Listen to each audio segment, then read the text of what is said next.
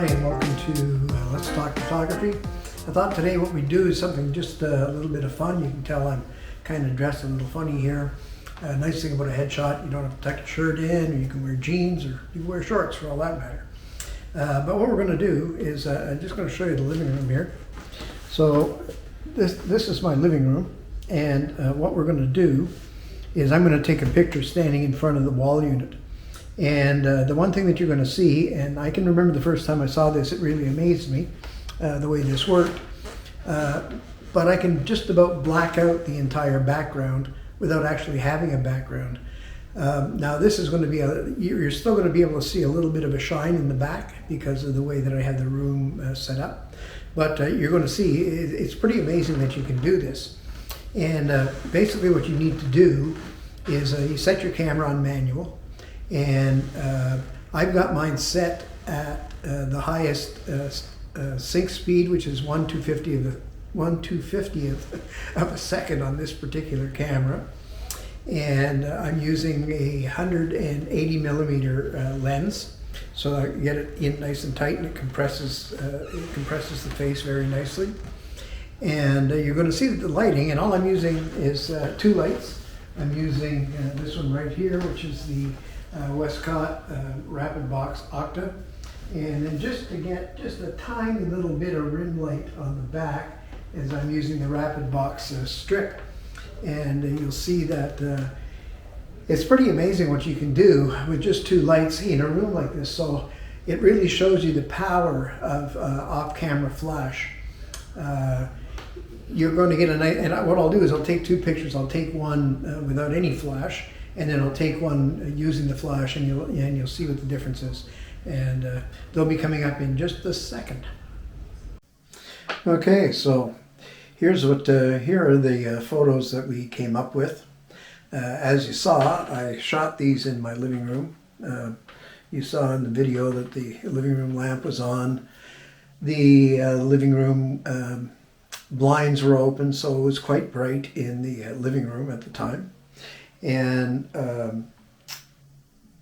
by adjusting the settings on the camera, I was able to make the background almost completely black. I didn't want it absolutely completely black, because then you need some type of separation between you and any background.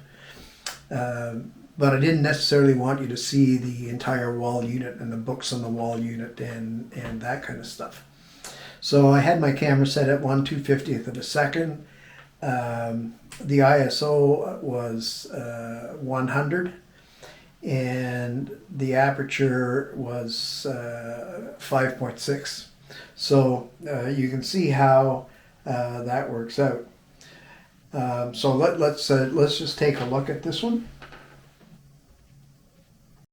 Now the nice thing about using off-camera flash is that you can sculpt light on the face, which will give you more dramatic portraits or more dramatic headshots than if you were using your flash on camera.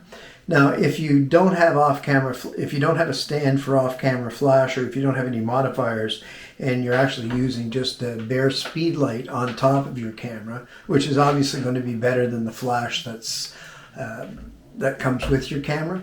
The one thing that you can do to make it a little bit better is to bounce. So instead of going directly at the camera like this, you bounce it off the ceiling, or you can turn it like this and you can bounce it off a wall. And at least then that wall and the ceiling kind of replicates some type of diffuser, which gives you softer light. To go straight at the face though, you'll see in the next example that it's not the way to go. Now this next one was taken with the flash that's on the camera itself, and you can right away see that there are quite a few problems.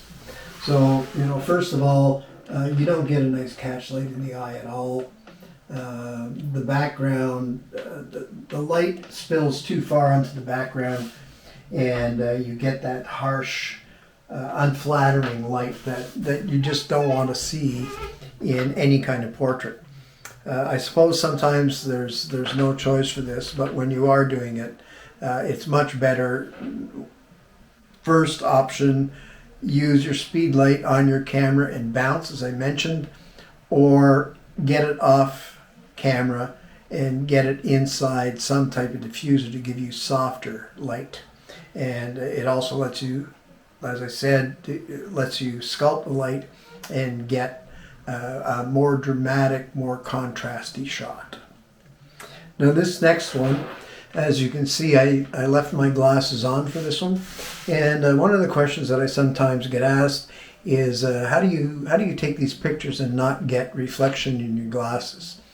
It takes a little bit of practice, but a couple of little tips. Number one, if the person that you're taking the photo of has glasses, if you bring them up just a little bit and tip them forward just a little bit, that'll avoid some of the glare. But I find the best thing to do is to have your client drop the chin a little bit like this, and the minute they drop the chin, you're going to see that glare goes. And especially if you're just using one light, when you kind of run into problems is if you're doing a headshot and you've got a light underneath, that sometimes does reflect into the glass, and but it requires that your client, like when you set it up, you've got to try to get your client to kind of move the head, and especially if you're using a Cam Ranger and you're using an iPad and you can actually see the person and see the reflections in the glasses. Depending on how you move the head, the reflection will disappear. Other than that, the only other way to do it is in Photoshop, and that's a whole other lesson, and it does take quite a bit of practice to do it in Photoshop. So it's better if you can actually do it in camera to get that glare out. But the two things: raise the glasses, drop the chin, and generally, unless you're using 3 or 4 lights, you won't get any glare in the glasses. And like I said, it's a matter of getting the person's head positioned just right, and usually that'll work.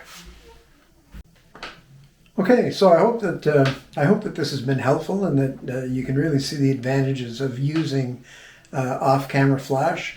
It allows you all kinds of it helps you to be a lot more creative with your photography and with your lighting, and it helps you shape the light.